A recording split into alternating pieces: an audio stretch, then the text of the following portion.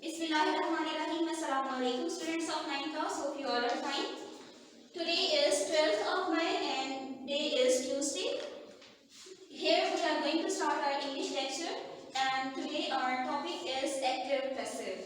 Before proceeding our topic, it's important to know the important rules of how to convert an active sentence into an passive voice.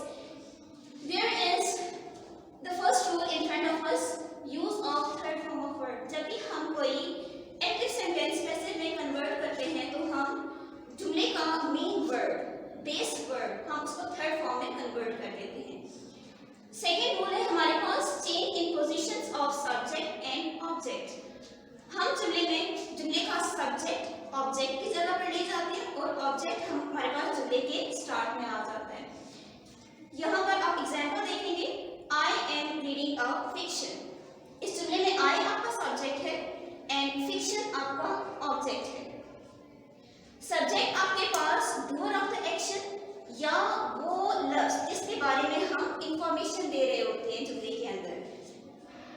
Object आपके पास जुमले का वो word होता है जिसके मुतल्लिक हम जुमले में बात कर रहे होते हैं, जिसके बारे में हम इंफॉर्मेशन दे रहे होते हैं.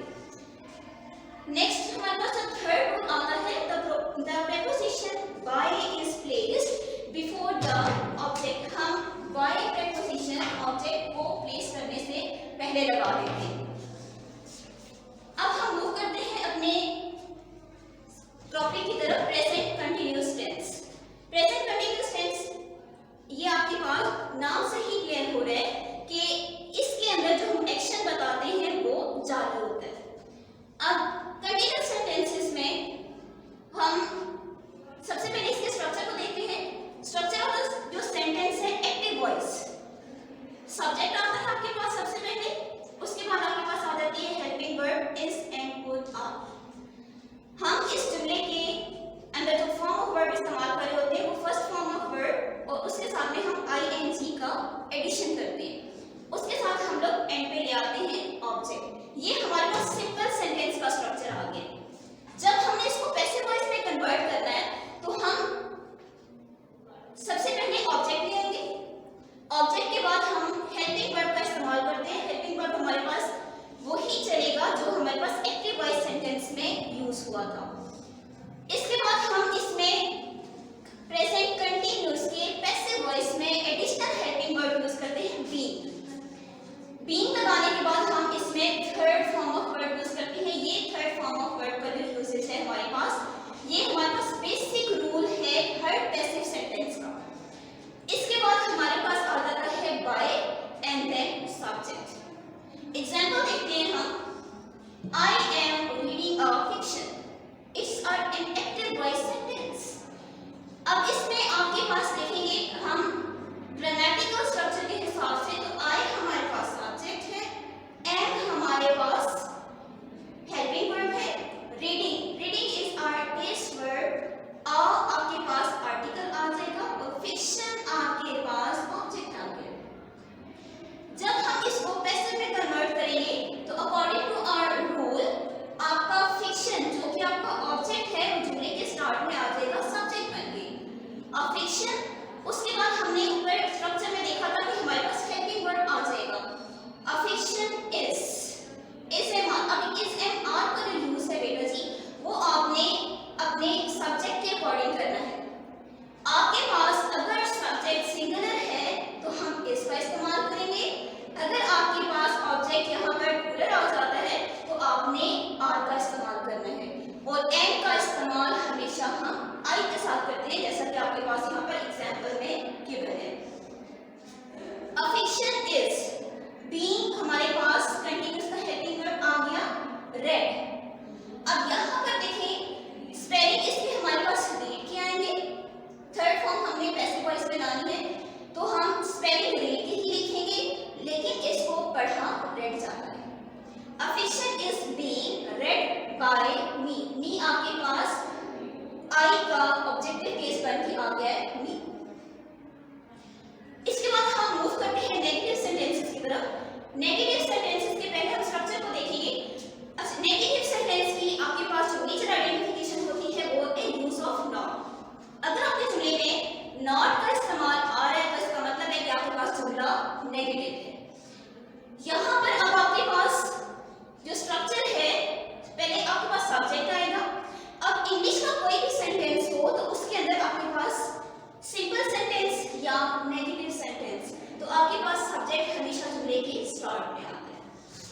आपके पास पहले सब्जेक्ट आ गया, उसके बाद आपने हेल्पिंग वर्ब का इस्तेमाल किया है इज, एम और आर, उसके बाद आपने नॉट पुट कर दिया।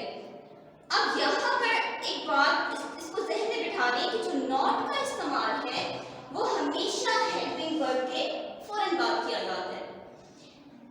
हेल्पिंग वर्ब के बाद नॉट इस्तेमाल लगाया आपने, उसके बाद आपके पास फर्स्ट फॉर्म ऑफ वर्ब आ जाती है, आईएनजी का इस्तेमाल आता है, देन अगेन ऑब्जेक्ट आ जाता है। ये है आपके पास एक्टिव वॉइस का स्ट्रक्चर। जब आपने पैसिव वॉइस स्ट्रक्चर को देखना है तो आपके पास सबसे पहले ऑब्जेक्ट आएगा, उसके बाद हेल्पिंग वर्ब आ जाएगा इज, एम और आर। इस एम आर के बाद जैसे मैंने आपको भी बताया कि नॉट का इस्तेमाल नेगेटिव सेंटेंसेस में हम हमेशा हेल्पिंग वर्ब के फौरन बाद करते हैं। नॉट लगाने के बाद हमने बीइंग का यूज किया जो कि हमारे पास कंटिन्यूस का हेल्पिंग वर्ब है। उसके बाद हमने थर्ड फॉर्म ऑफ वर्ब इस्तेमाल किया। थर्ड फॉर्म ऑफ वर्ब हमारे पास हर पैसिव वॉइस का मेजर फॉर्म ऑफ वर्ब बनकर आएगा। उसके बाद सब्जेक्ट प्लेस करने से पहले आपने बाय का यूज कर दिया। एग्जाम्पल देखेंगे हम, I am not helping you. अगर हम इसको ग्रामेटिकली देखें तो आई आपके पास आपके सब्जेक्ट बन के आ रहा है, आपके जुमले का नाउन भी है। Am helping verb, not word of negation, helping आपके पास जुमले का मेजर वर्ब, बेस वर्ब है। यू आपके पास सब्जेक्ट भी है, आपके पास ऑब्जेक्ट है, आपके पास प्रोनाउन भी यहाँ पर ये यूज होगा। जब आप इसका पैसिव बनाते हैं तो आपने यू जो आपके पास जुमले का यहाँ पर ऑब्जेक्ट था, पैसिव सेंटेंस में वो आपके पास जुमले का सब्जेक्ट बनकर आ गया।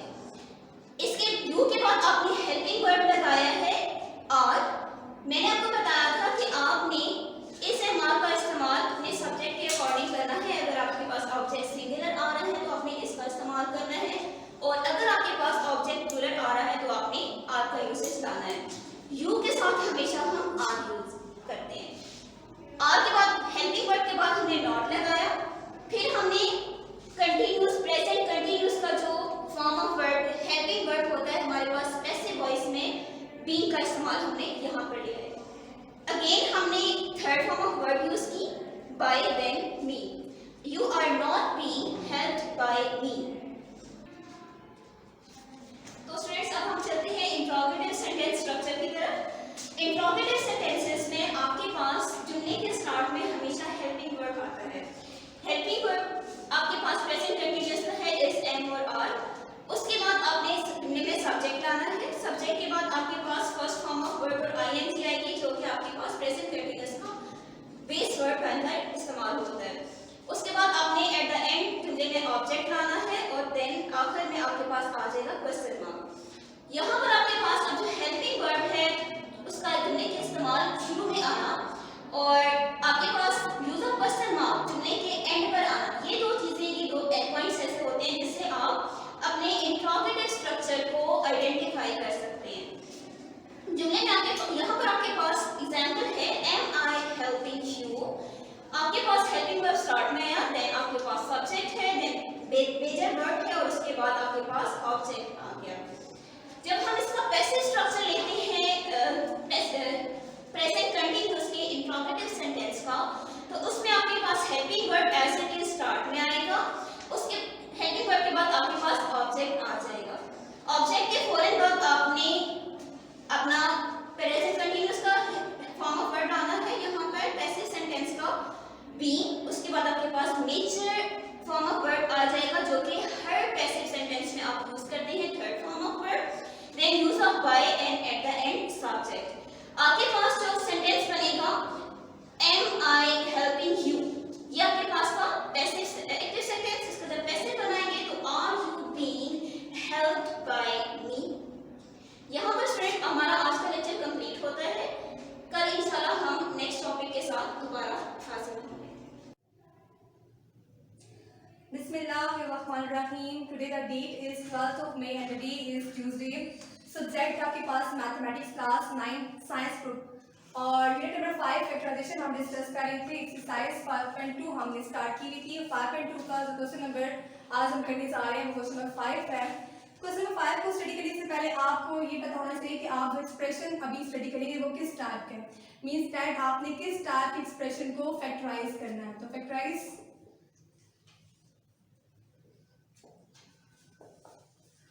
The following type of expression.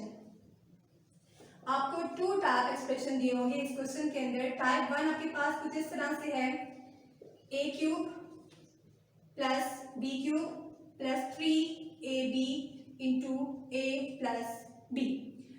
या तो इस फॉर्म में दिया हुआ होगा, इसको अगर ओपन करके दिया हुआ हो तो उसकी फॉर्म थोड़ी सी चेंज जाती है। वो फॉर्म ये बनती है a cube plus b cube plus 3a into a square b plus 3ab into b square. First form आपके पास पॉजिटिव साइन के साथ दी है, सेकंड फॉर्म आपके पास नेगेटिव साइन के साथ अपीयर होती है। वो ये है a cube minus b cube minus 3ab into a minus b। और जिसको ओपन किया जाए तो वो फॉर्म बनती है a cube minus b cube minus 3a into a square b और minus minus positive 3ab into b square. ठीक हो गया। अब एक्सप्रेशंस तो इस टाइप के होंगे, लेकिन ये जो क्लोज होंगे मींस कि जब आप फैक्टराइज करोगे तो वो क्लोज इस फॉर्म में होंगे। अब आपके पास अगर सेपरेट क्यूबिंग आ रही हो तो वो क्लोज होती है a cube plus b cube में, सॉरी a प्लस b का होल क्यूब में। सेपरेट जो क्यूबिंग है वो होल क्यूब में क्लोज होगा, और अगर पॉजिटिव साइन के साथ है तो मिड में साइन पॉजिटिव आएगा।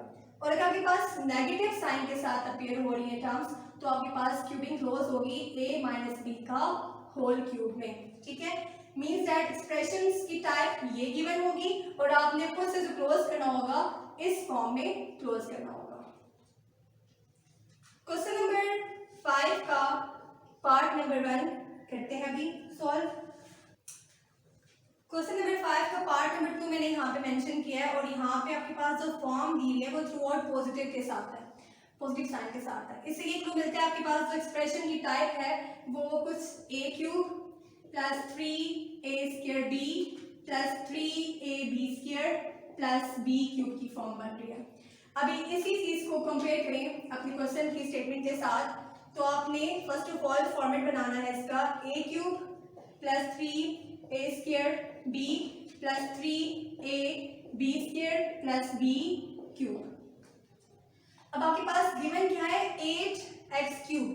अब 8 के साथ कौन से नंबर होगा जो 3 टाइम मल्टीप्लाई होके आपको 8 प्रोवाइड करेगा? ऑब्वियसली 2 है, 2 2s are 4, 4 2s are 8, means that आपने 2 एंड x को इनक्लोज करना है क्यूब के साथ। तो यहाँ पे आपके पास क्या है 2x। अब जो आपके पास b क्यूब आपने बनाना है वो कांस्टेंट आपके पास क्या है 125। 125 के लिए कौन सा ऐसा नंबर होगा जो कि 3 टाइम मल्टीप्लाई होके आपको 125 प्रोवाइड करता है? तो दैट इज 5, बिकॉज 5 इंटू 5 मिलता है 125। तो आप यहाँ पे 5 को क्लोज करोगे विदिन क्यूब। इससे क्या कैसे हुआ कि आपके पास a जो है वो 2x है और जो b है आपके पास वो 5 है। अब इसका पर्पस क्या होता है, ये फॉर्मेट बनाने का पर्पस क्या होता है कि आप इजीली गैस कर लें कि a क्या है और b क्या है, और इसी तरह से आपके पास यहाँ पे आप पुट कर लेंगे a b और यहाँ पे भी a b। तो a is 2x, b is 5, a is 2x and b is 5।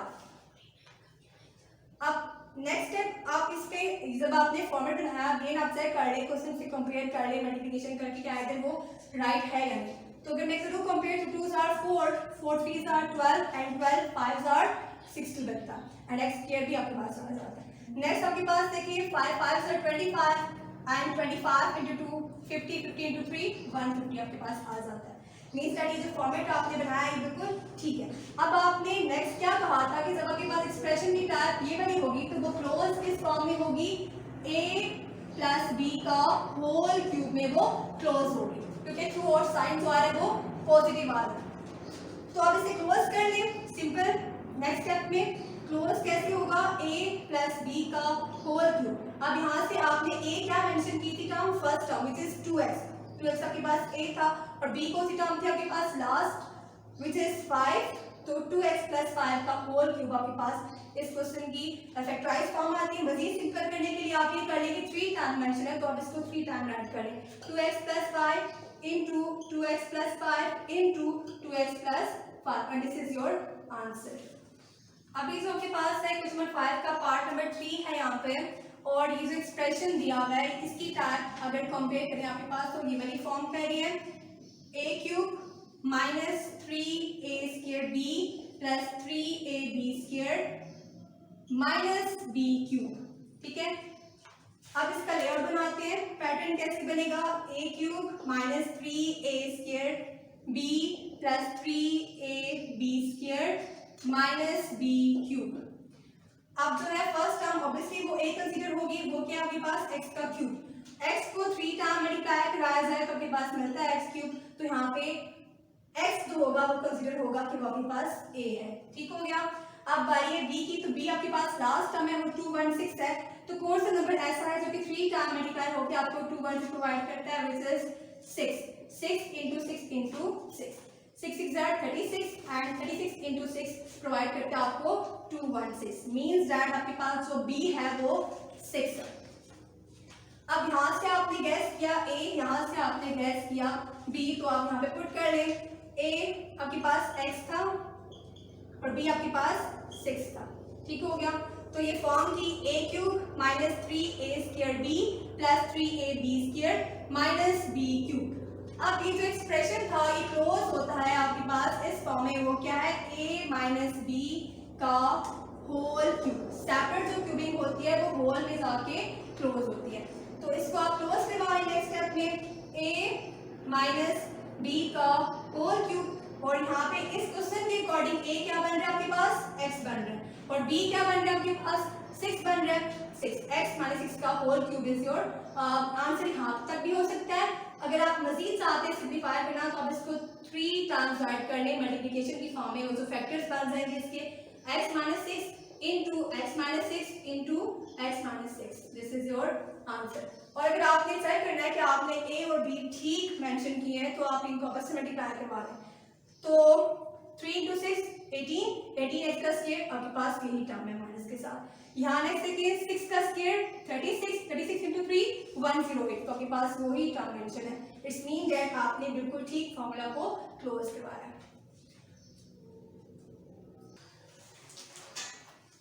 So friends, diary है आपकी आज की exercise part and question number 5 के आर पार्ट्स आपने प्रैक्टिस भी करने और नीट रिसर्च पे भी आपने करने। ठीक हो गया, और इंशाल्लाह नेक्स्ट लेक्चर के साथ मुलाकात होगी आपसे, तब तक के लिए अल्लाह हाफ़िज़।